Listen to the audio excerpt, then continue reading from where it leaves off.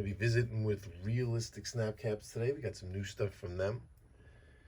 Got a couple of old friend military surplus rifles here that we're gonna be revisiting. We haven't seen in a long time. And how they work, how you could use these Realistic Snap Caps to check out how they function safely. And let's get started. So first of all, let's just take a look at a couple of the new things that they got. By the way, we're going to check out what these things are about and everything like that, but I'm going to leave this up here for you guys just to see, so that you know during this whole video where you get them from, what coupon code you use, and what you get for it. So that's a gift they give to the Milsurp Garage crew. And I always like to state, these guys, I just support these guys. There is no money changing hands here for this. This is just a collaboration, not really a sponsorship. They sponsor me by supplying me with some of these things to be able to, you know, do some cool Milsurp Garage videos. Let's put it that way. 300 Winchester mag. Check these things out. I'm going to show, just cover it right at the beginning in case you haven't seen these things before, you're new to the channel, or you've tuned out. Snap caps are used, normally, the term snap cap first got introduced because you would snap the action down on this thing to like relax the action. Some guns, you can't, once it's cocked, you can't uncock it or relax the cocking mechanism, whether it's striker fired, whatever it is. You wouldn't be able to relax it. There was no way to do that physically. You'd have to just literally pull the trigger and snap the firing pin on. That's where that snap comes in. And, you know, like say with shotguns or something, like a double barrel shotgun that like a hammerless, you know, there's really no way to relax the action but to pull the trigger, you know. And they would say that this breaks firing pins because there's not necessarily is the firing pin striking anything on the tip, but that inside internally there's no cushioning of it hitting a primer, so it could break firing pins. You'd hear those stories all the time. So snap caps were made where you'd be able to relax the action because it would hit something soft, and even if it was made out of something like aluminum or something else, you'd replace them every once in a while. This evolved into examples like this where they're made out of the materials that a round would be made out of.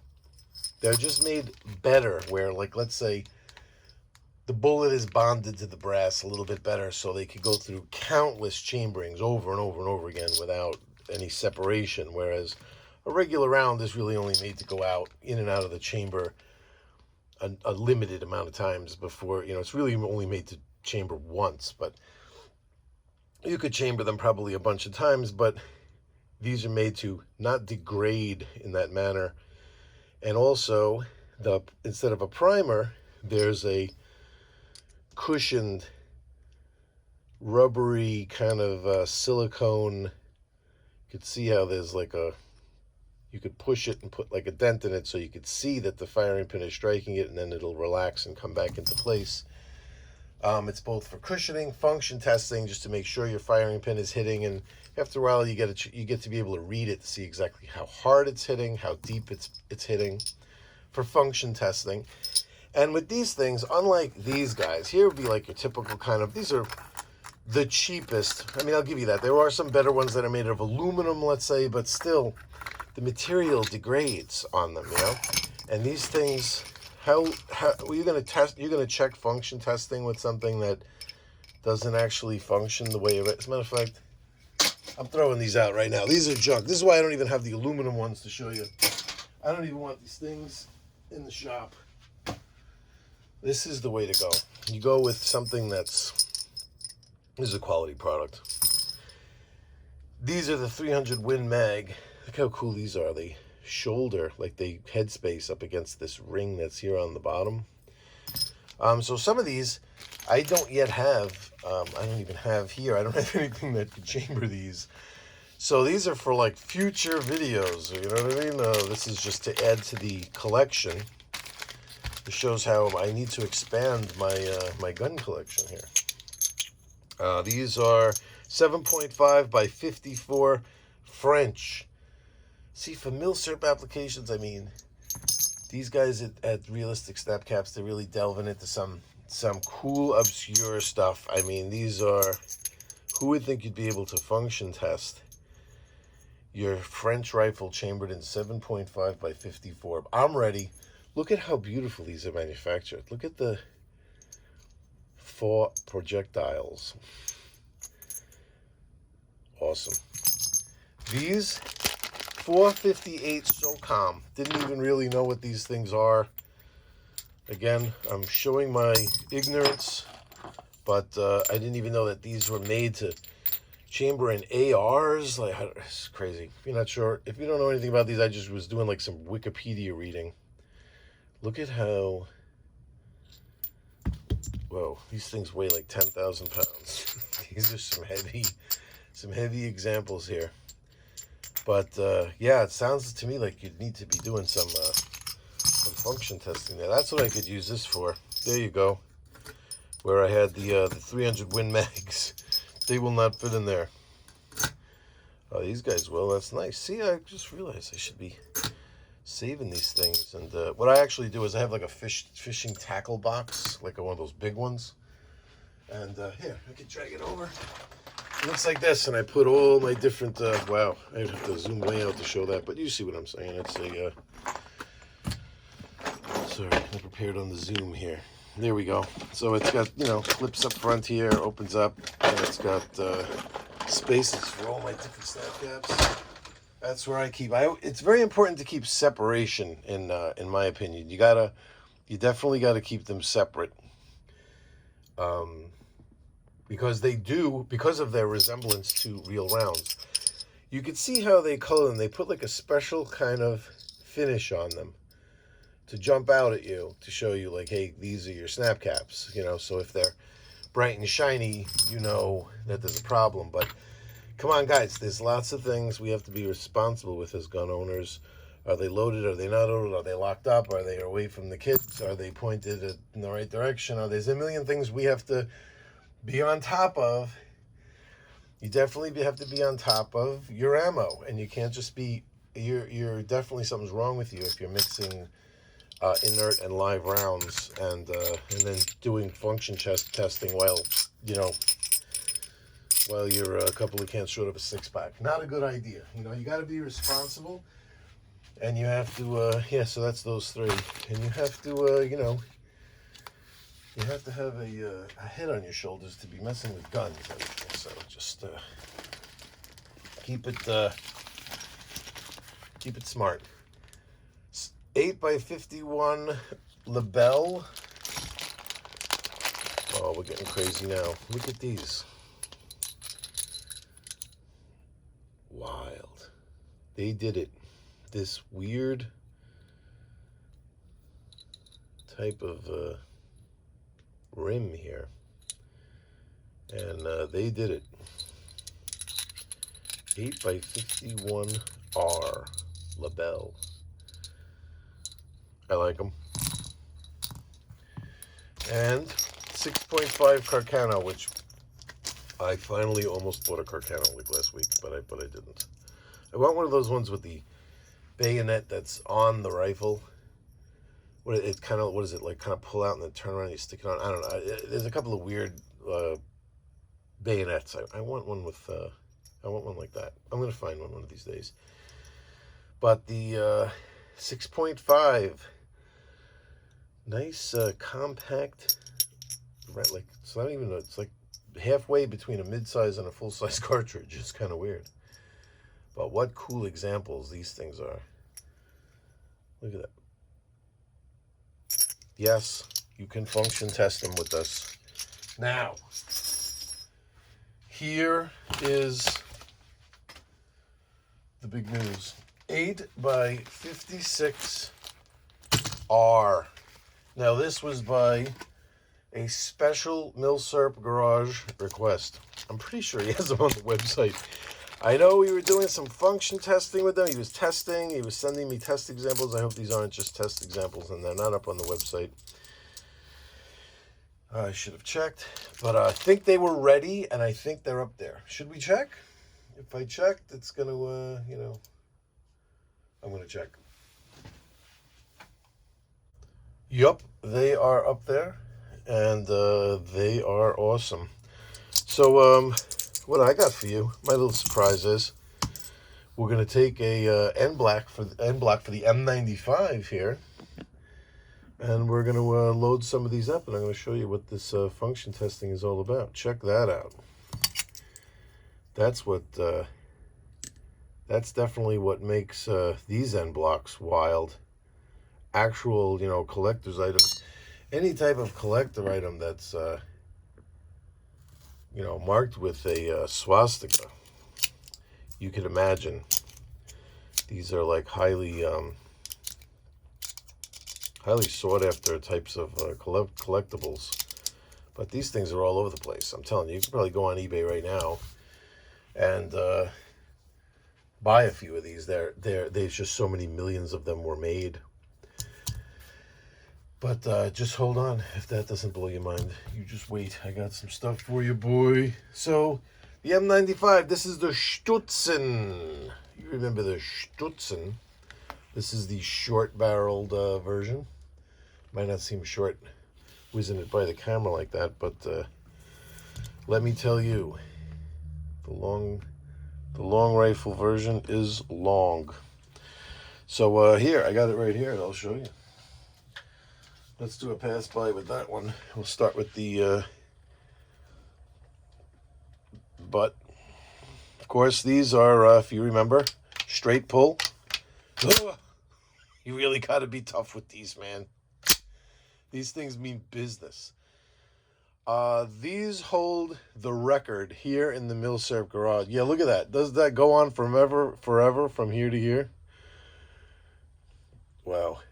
It's like that Spaceballs when they show the battle cruiser or the Star Destroyer or whatever it's called. It just like goes on forever and ever. Man, that thing is tall. But let's, just for the sake of being able to maneuver here on the table, let's lose the Stutzen. That's why this, which was more like the normal size of a rifle, feels like a minute in comparison to the long rifle. Got the bayonet here too. We could do just a whole video on the M95, but remember this this bayonet is the bayonet that has the blade on the top, so it goes on like this. It seems like that makes more sense, right? Just imagine fighting with a rifle with a bayonet on it. You would want to slice upwards. That's right. I mean, woo, pretty sick. Anyway, they call these things the Ruckzuck, which that was the Ruck, that was the Zuck. That's all you did. There's no turning of this bolt, It's funny to watch when you hand this to somebody, even somebody into firearms, and you see them struggling with the bolt because they don't think they could pull. It's a rotating head here with it, and it's cammed inside the receiver. Not much further detached from the Swiss, like the K31. So it uses these end block clips here, these end block type clips here, for excellent for function testing. So you see right inside here, we have the follower in here. See it? Oh man, that's a strong follower. Just pushing it with my finger. Oh, so I was saying this holds the record in the Milsurp garage. I didn't even say what for.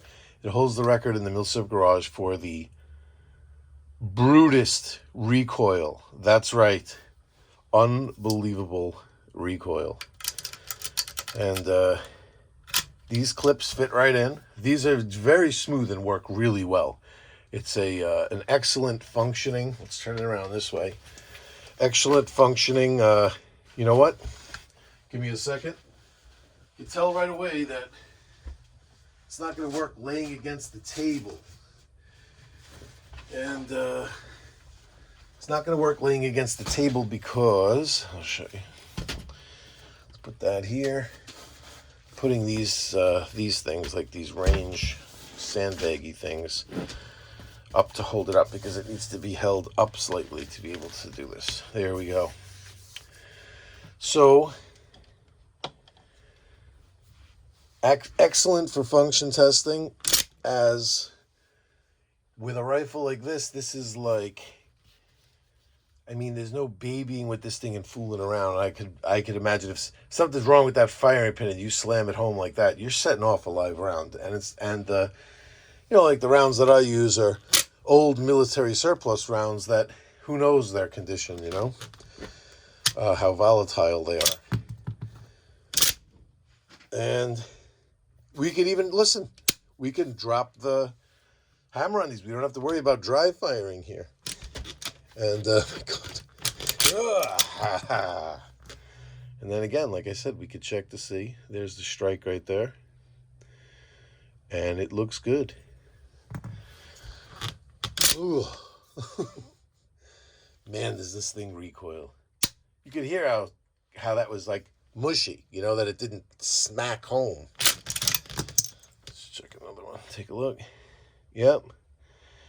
We're hitting just fine. Now check this one out. That was number 4, right? Now watch what happens when we eject number 4. Nothing happens. Oh, there you go. It's not when you eject number 4. It's when you chamber number 5. I'm sorry. The end block drops right out. There is a hole down here. So it's kind of like a typewriter. As you cycle rounds through, it does that. Let's load it again. That's a lot of fun. I enjoyed that. Look at these rounds. I'm so glad. This was a special request from Milserv Garage. Hey, why don't you do the 8x56R? So that means all of you out there, I got to drop this in the title somewhere, the M95 or the 8x56R. Listen, you got to get a set of these, because I said he should make these. I said it was going to be popular. I'm on the hook now, guys. Come on. Again, how nice and smooth that goes in there. Boom, and you're chambering.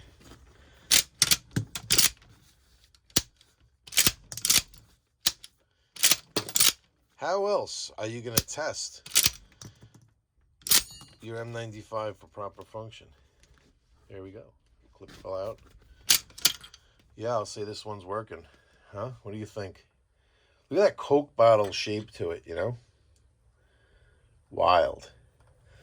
And yeah, beat the crap out of these things. You could see that this rifle is beating the crap out of them. It is. They are not going to last forever. How long do you think plastic and aluminum is going to last under these conditions? Seriously.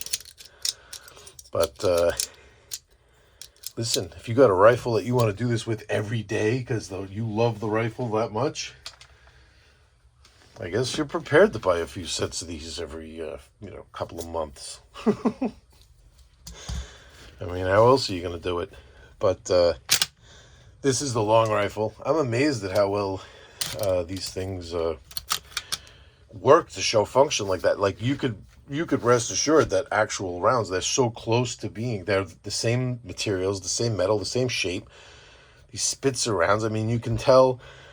You'd be surprised how you have to worry about feed ramp. You see the feed ramp right in here. That's what you're worried about. You're worried about, if I push forward right now, is a Spitzer round made of metal, brass, made out of metal, is it going to scoop up that feed ramp into the chamber? Yes, it is. But I mean, would you trust that if it was plastic, round-nosed plastic? Like some kind of round-nosed plastic crap like this? Would you trust that? Garbage.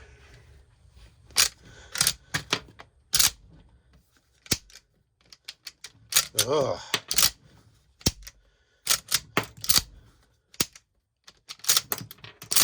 Oh yeah. It's working. Let's see what the firing pin looks like on this guy. Oh, it's hitting. It's hitting. You could hear it. you could hear how it hits like, you know, kind of mushy like that, you know. So yeah, that's the story. Now check this out. I want to show you something cool. As a gift for being supportive, I want to show you what these guys made for me. Where is it? Here we go. So check this out. Here is, well, first of all, oh, I didn't get this ready, but I think it's right here. Hold on a second. All right, so what we have here, a long time ago, I don't know, there's a video up there. I don't remember exactly how, it was years ago. One of my favorite Mills Serp shopping spots, a local gun store, had boxes and boxes and boxes of this. He was selling them to me so cheap. I just kept going back, buying 20 more boxes. I have ammo crates full of this. What is it? Well, it's where I got these from, number one. But even better than that, it's just packaged, factory packaged from 1938. This pulls off the top. This is, I mean, you couldn't get more factory packaged than this. Just tons of rounds of this. And if you watch my video, I had to clean up some of these end blocks. There might have been a little bit of spot rust on some of them. Some of the ammo was a little gunked up and it needed to be a little Brillo padded and cleaned up. I'm not going to say that everything was mint with it. The boxes were cool here. There weren't many of them that were dogged. Some of them, but I say 95% of these boxes were okay. But a little bit of damage to the steel, because these are steel, on some of them, and I had to clean them up. But after the cleanup, see these have a, let's zoom in a little bit. These have an H on here. I think these are, I guess, some type of Austrian marks on these. That then some of them had, like I showed you on that other one, the German markings, the Nazi markings. But all of the bullets, so these are live rounds now, so we're done with the function testing. These live rounds are also, you see right by my fingernail there, these are Nazi Waffenamt marked ammunition produced in Austria under occupation for Nazi Germany, 1938. And I have tons of this. And this is that ammo that, I mean, that goes off like a trip hammer. This is the stuff. Here, we'll open another box. So, you know, I have shot some of this, obviously. I have a video of that up too, of me shooting the M95 and shooting some of this stuff. It's interesting, there's all different. See, this is another different type of clip. Not sure what that one is. I'd have to do a little bit of research to find out. It looks like a G and an R. Not 100% sure about that, but again, all of this ammo is the same. It's very, very potent. It all goes bang every single round. I've went through a bunch of it and still have an incredible amount of it. And you see some of these, they don't have slots on the side. These are just solid on the side. So it's interesting that I went through, I like cataloged them, looked at the different kinds, and very, very interesting. Well, I had some brass, you know, some leftover brass. And when we and my contact over there at Realistic Snap Caps, the engineering guy, were talking about potentially coming out with some of these, I said, hey, I could send you some of the once fired brass from 1938 with some of the clips. You know, this brass is available. I'm pretty sure PPU, PPU makes it. They load it. But I thought it'd just be interesting to see. So he said that this brass was like super soft, difficult to work with.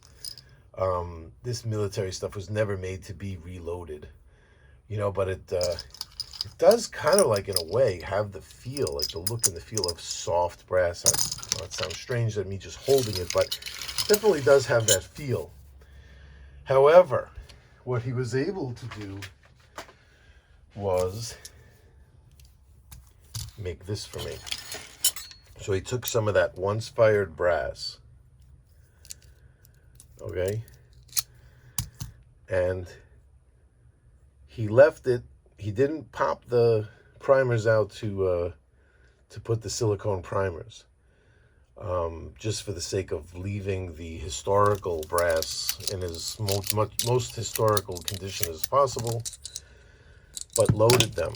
Even though they're soft like this, you use their process to load projectiles on here to make a set of 8x54R, sorry, 8x56R brass snap caps with the historical 1938 Nazi marked cases. Pretty wild, right? This is an awesome centerpiece for a realistic snap caps collection, huh? Awesome. And the M95s are happy. They're happy to be back out. They're happy to be visiting with us again. And they're happy to have some realistic snap caps cycling through them. Testing function, which obviously is perfect. You definitely got to make sure that you don't have any loose fillings when you take this thing to the range. Absolutely not. So, once again, realistic snap caps. There's my coupon code. One word, Milsurp Garage. 10% off your entire order. Go take a look. These things are super cheap. And you put together an order, 10% off that. I think you're doing pretty good.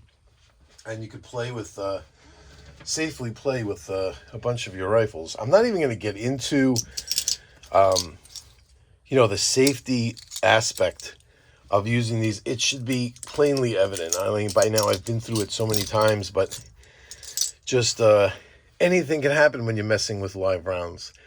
And I don't care how safe you are with staying away from the trigger or not pointing it this way or doing whatever. Just function testing with live ammunition is you got to get to that point at some point when you're all said and done and you want to test to see if it actually fires. Of course, you're going to need to use live ammo, but then you're going to be in a place where you're prepared to use live ammo. You're going to be at a range. You're going to be someplace where you're going to expect to shoot. But in your shop, if you're just testing to see if, a round chambers properly, feeds properly, fits in the magazine. I mean, I can't even tell you there's just thousands of ways that a round could go off unexpectedly. I've seen guns that don't even have firing pins inside of them go off just from a round not chambering properly, chambering crooked or something wrong with the bolt. Anything can happen. And the only real way to be sure that you're not going to have a discharge is to fully 100% eliminate the chance of a discharge. And you do that by removing any powder. That means primer, that means powder charge, that means everything. Every single thing. So if you're just working with completely inert ingredients, you're working with inert primers, no powder inside the case, and a gun itself is just inert, it doesn't matter what goes wrong. It's never going to go boom. And no matter how many springs you lose or parts fall off or fingers get pinched, none of that stuff matters in the long run. What just matters is that you just don't have an accidental discharge when you're messing with the guns. That's the one thing that ends the party right there. Everyone goes home when there's an accidental discharge. Everybody goes home. You know what I mean? So, there we are. There we are with the realistic snap caps. What do we got coming up? We got, I don't even know. What do we have on the horizon? We're going to do another gun video. We're going to follow up right after this with another featured pistol. So stay tuned. You're going to love it. See y'all later.